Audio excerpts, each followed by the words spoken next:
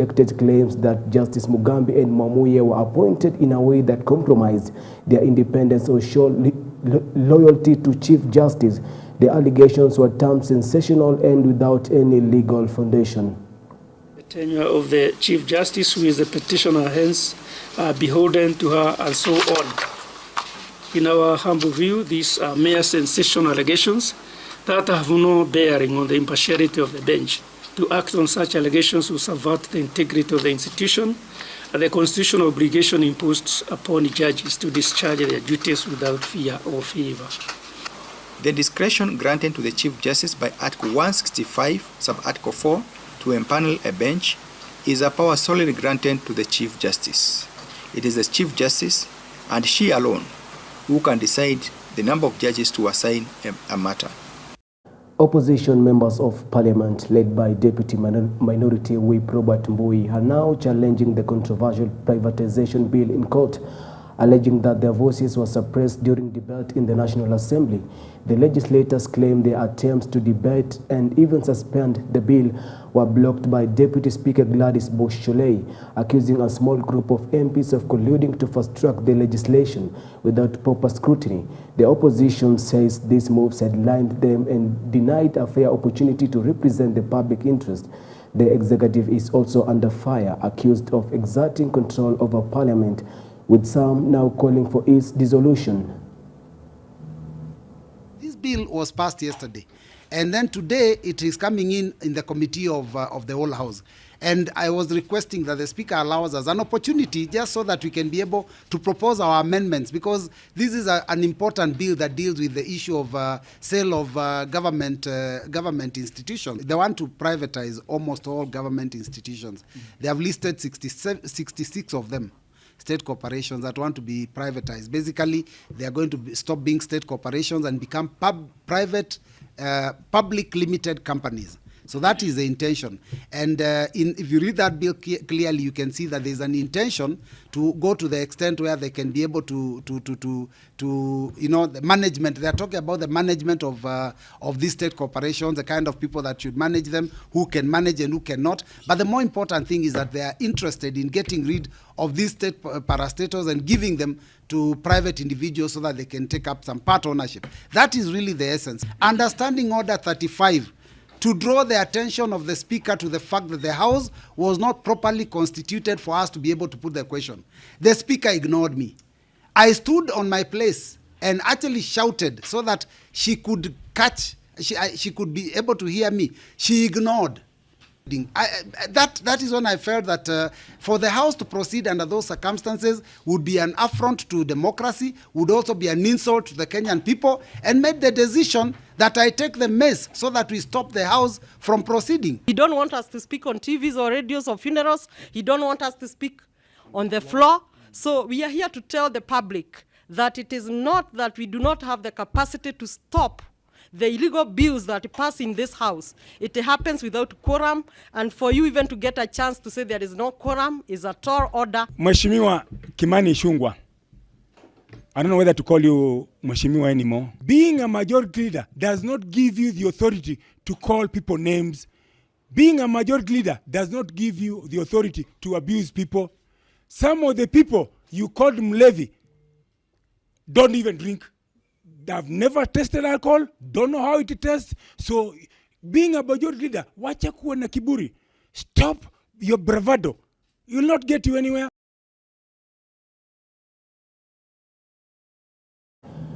In a strategic political maneuver, President William Ruto has launched a fresh political offensive against the opposition, accusing its leaders of lacking a clear agenda for Kenyans beyond what he described as their one-term mantra. Speaking in Machakos County during his 4-day tour of the Ukambani region, the president said he is confident of defeating any opposition candidate in the 2027 presidential election and vowed to ensure that the Kamba community is firmly in government after the polls. Ruto maintained that his administration is committed to ensuring no region, including those that have traditionally voted for the opposition, is left behind in development. The head of state, accompanied by his deputy, Professor Kithure Kindiki, also launched a number of development projects in the region, a move seen as an effort to consolidate support at a time when the Ukambani has shown new political alignments following recent camaraderie with impeached Deputy President and DCP leader Rigathi Gachagua. Hawa jamaa nishawaambia wajipange vizuri, wasikuje kunilaumu sikuwaambia. Niliwaambia siku ile ingine wacheni seminar, wacheni retreat, wacheni kwenda, pangeni agenda. Hawakujua, hawakusikia. Sasa ninaona tena wamerudi hapo. Wako kwa one term, sijui Kasongo, sijui Masigo, hawajui mpango ya barabara iko wapi. Ati kazi yao kubwa ni kupinga, ati wanapinga affordable housing, ati wanapinga markets, ati wanapinga funding model, ati wanapinga SHA. Na sio ati wanapinga ati wako na agenda ingine, they have no other agenda. Ati wanafikiri wanatubeba ufala. Ati watakuja hapa waseme one term Kasongo Masigo, ati muwapatie kura. Bwana, Wakenya wako na akili. Lazima ujipange vizuri, ukuje ueleze hawa wananchi ni kazi gani utawafanyia. One time Kasongo must go haitoshi. Ama namna gani? Watu wa mtituni tumeelewana? Wale majamaa msiwajali, hawa nitawasort asubuhi na mapema. Tunaelewana jameni? Tuko pamoja mtituni. Tuko pamoja. Mnasema tuendelee na kazi ama mnataka hawa watu tuletee fitina? Tuendelee na kazi ama watu watuletee ukabila? Si tuendelee na kazi? Wale wanasema tuendelee na kazi nione. Harambe! Harambe! Harambe! Ati mtituni mnasemaje? Ati mtituni mnasemaje? Na Machakos mnasemaje? Ndio tuendelee na kazi. Tujenge barabara, tuunganishe stima, tujenge masoko, tufanye affordable housing, tupange afya, ndio Kenya isonge mbele na Masaku isonge mbele. Wale wanasema tuendelee na hiyo barabara nione watu wa Machakos. Hakuna sehemu ya Kenya inapaswa kuachwa nyuma kimaendeleo. Kuna watu walikuwa wameanza siasa mbaya hapa nchini Kenya ya kujaribu kutenganisha Wakenya kwa minajili ya kikabila na minajili ya misingi mbalimbali. Na nchi yetu ni nchi moja na serikali ni moja. Taifa letu ni moja.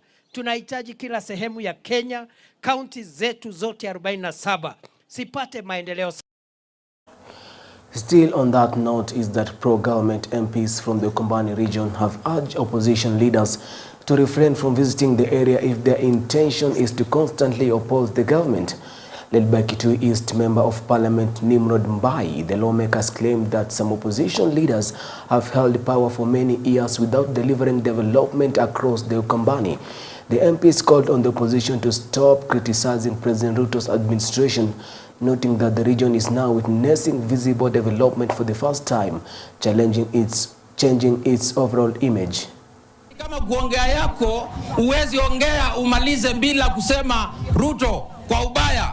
Don't dare come to Kitwist. Kana natende?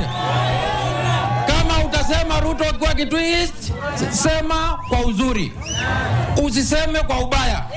Kama leo tunakanyanga juu ya lami. Kuna mtu amekaa kwa serikali, aliingia nikiwa na ako hii Kitui. Na aliingia kwa serikali nilikuwa standard 2. Na leo anaenda mpaka kwao kwa barabara ya mchanga. Na alikuwa na Rais Moi. Ama namna gani? Akakuwa na Rais Kibaki, akakuwa na hiyo rais mwingine, na amekuwa na wewe, na hajafikisha barabara kwao.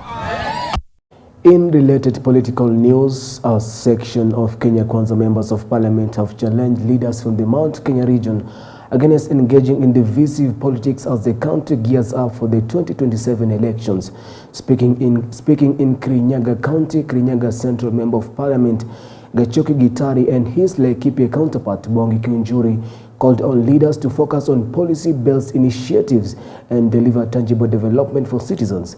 The lawmakers further warned that tribal and divisive politics are detrimental and called on leaders to prioritize unity and sustainable development.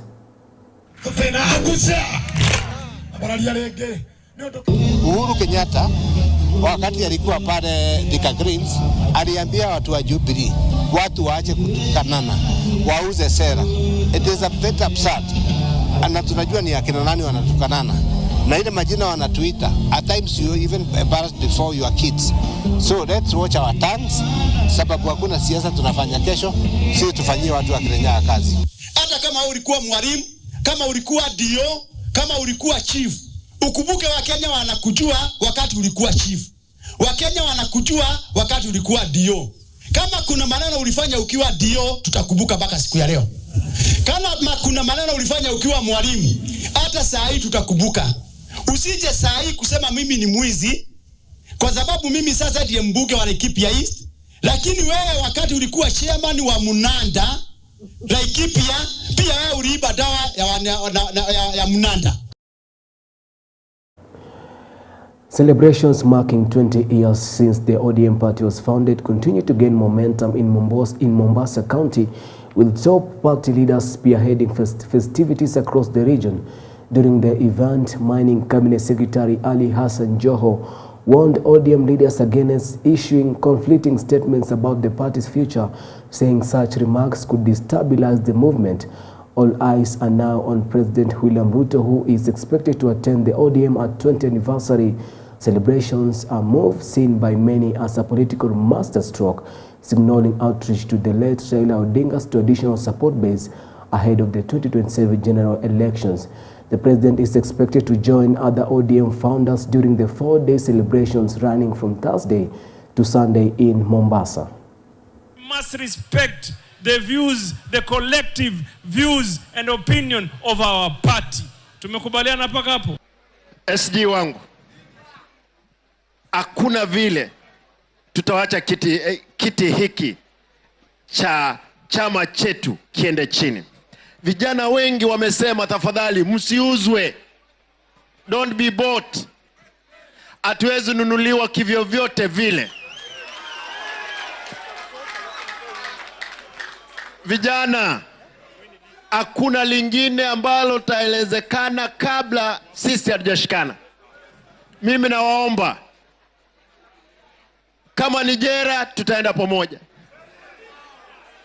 Kama ni tiaga tena itakuja, tutakula pamoja. Kama ni mapambano, tutapambana pamoja. Haki ya kila Mkenya lazima italindwa. Niambie hivi, mara ya mwisho nilikuwa na baba kabla aende safari pale Malindi, aliniambia vijana lazima tuwalete pamoja na tuwaweke kwa siasa, tuwaongoze. Na leo tuko hapa na SG na viongozi wote tukisema kwamba vijana, nyinyi sio viongozi wa kesho tena, nyinyi ni viongozi wa leo. Kwa hivyo katika chama cha ODM mchukue fursa, mfanye bidii. Kama wanafanyia chama kazi mashinani, lakini ikifika wakati wa nomination wanaambiwa leta makaratasi, umesoma mpaka wapi? Kama hawaulizi masomo wakati wa campaign, wasiulize masomo wakati wa nomination. And remember, the conversation doesn't end here. Catch every update, every breaking story, and every behind-the-scenes moment by following us across our social media platforms at EBN TV on Facebook, X, Instagram, and YouTube. Stay connected, stay informed. Moving on, the Independent Electoral and Boundaries Commission, that is IEBC, has issued a stern warning to candidates participating in the upcoming by-election scheduled for the 27th of this month, stating that any violation of the Electoral Code of Conduct will attract strict legal action, including removal from the candidate list. Speaking at the IEBC headquarters in Nairobi, Chairperson Erastus Ethicon condemned incidents of indiscipline and violence, particularly in Kaspool, where chaos was witnessed this week. The meeting brought together key security leaders, including Inspector General of Police Douglas Kanja and NCIC Chairperson Dr. Samuel Kobia. Candidates participating in the Kaspool by-elections have been summoned over the recent violence, with hearings set to begin on Monday. Any breaches of the code of conduct, of course, will attract penalties, will attract some form of punishment, including fines, and in severe cases, it might force us to cancel or to disqualify those candidates who will be found to have breached the Electoral Code of Conduct. Any person who involves himself in a manner that causes breach of the law, including all the other areas, Bahrain included and many others, the National Police Service will not allow. There is need for the candidates, including during the by-elections, to sign a political decency and accountability charter. Search and recovery efforts are still ongoing in Chesongoch, Elgeyo Marakwet County, where 9 people remain missing after a deadly landslide that struck on the morning of Saturday, November 1st, leaving massive destruction in its wake. Western Region Disaster Management Officer Benjamin Omuga, who visited the affected families, says residents have been severely impacted and urgently need more humanitarian support, noting that the current assistance is not enough for the displaced households. He is now urging the government to scale up intervention efforts and provide alternative settlement areas for the affected families, even if it means relocating those living along the escarpments where the landslide originated so they can begin rebuilding their lives. Tumeleta mafuta ya kupika, nadhani wamefurahi, na hata vijana wote, watoto, najua kwa sababu ya baridi, kama kanisa tukaona ni vyema kila mmoja aweze kupata blanketi ndiposa ajisikie ako na mtu ambaye anamjali mahali. Kuna wengine ambao kwa njia moja au nyingine wataenda madukani kuanza kuuza hapa na pale. Haki na wasihi, tunawasihi sana, hakikisha chakula hicho kidogo ambacho mmeweza kupokea, tafadhali tumia kwa njia ifaayo. And in fact, the government has given a lot of humanitarian assistance in terms of the food stuff and the non-food materials. We hope that everything, because of your coming and at least other agency visiting us all the time, everything will be at least done in a very smooth way and in a seamless way. Tunaomba hata wahisani wengine waendelee kusaidia watu wetu. Still on that note is that Interior Cabinet Secretary Kipchumba Murkomen has announced that the government will cover medical bills of victims of the Elgeyo Marakwet landslides, support burial expenses and facilitate resettlement of affected families in safer areas. Speaking at AIC Milimani in Nairobi, where he joined leaders, families and friends of the victims to condole with the bereaved, Murkomen said the government plans to reorganize farms and construct affordable houses, providing a solution for the loss of shelter among over 20 families impacted by the disaster. At least 26 people have lost their lives following the devastating landslide in an area known for its fragile terrain. Kerio Valley is the future, and I agree. The reason why those people are near the escarpment. In fact, by the way, as a matter of fact, the people who are farming where there was a landslide are the same people. That is their land up to the highland side. So they usually go farming, get the maize and come down.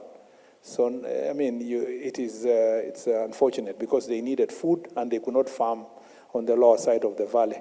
On the lower side of the valley, we had a discussion with the PS and the president is aware of this.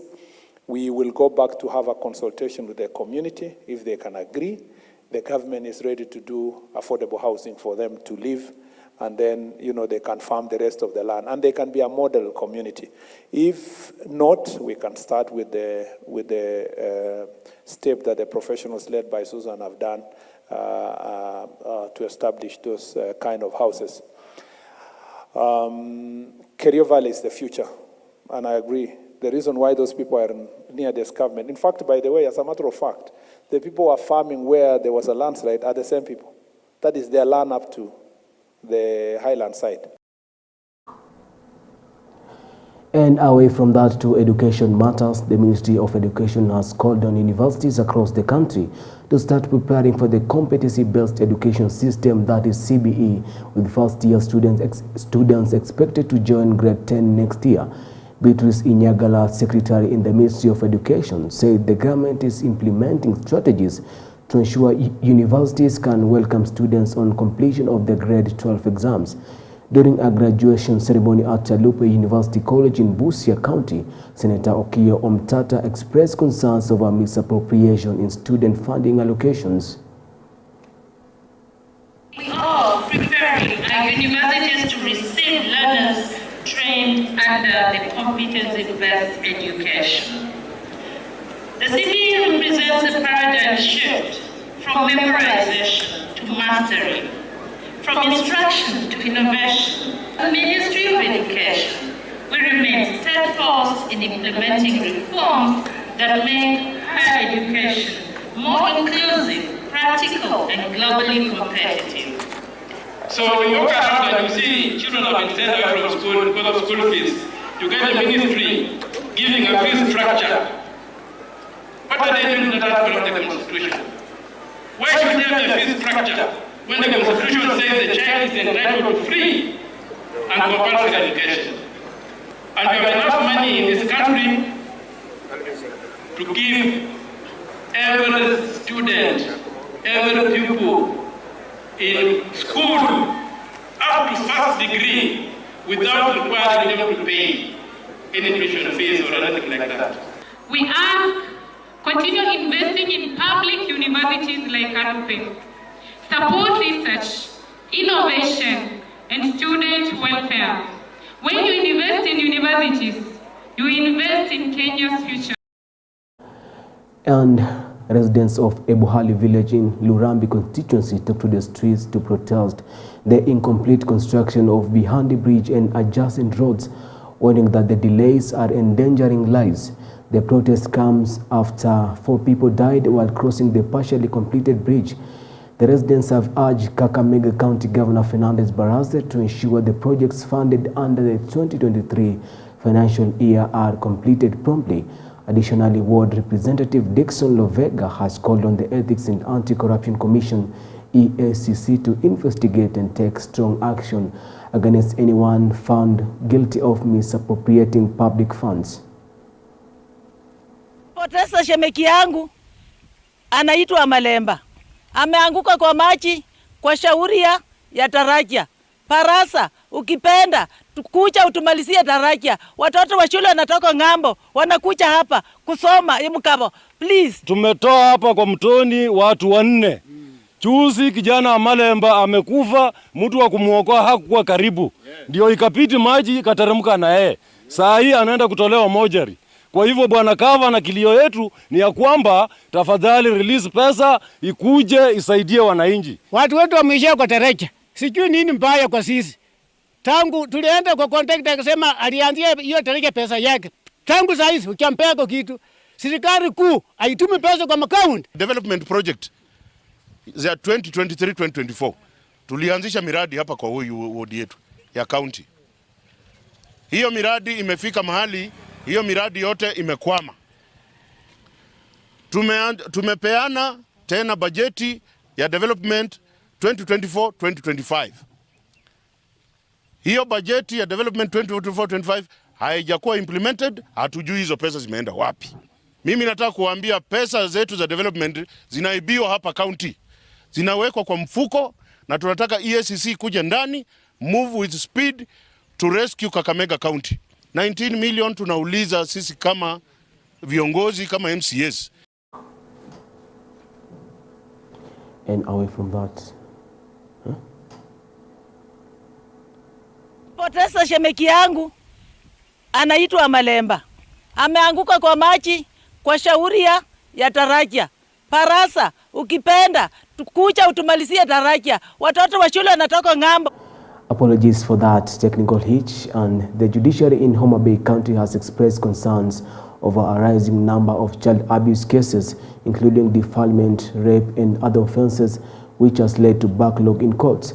Justice Teresa Odera of the Kayesi High Court has urged the government to allocate more funds to children's court divisions, noting that the current resources are insufficient to meet the needs of the victims. We call upon the government to allocate more funds to children department so that children programs can be run effectively. So far we have around 4 to 5 matters of child trafficking, and they are of very high gravity. One has already been concluded, and the person is serving sentence. The sentence in terms of the Trafficking Act is very, very punitive. We realize that we have a timeline of completing these SJVB matters within 6 months. But at times, the challenge could be on the part of the witnesses. A family in Timau along the border of Laikipia and Meru counties has petitioned the National Land Commission to intervene in a 70-acre land dispute with Meru County government. The family claims the government is attempting to forcefully take their land, which they have owned for over 80 years, and allege that a notice to vacate has been issued. Led by Grace Kadoni, the family says these actions are happening despite a court ruling confirming their legal ownership.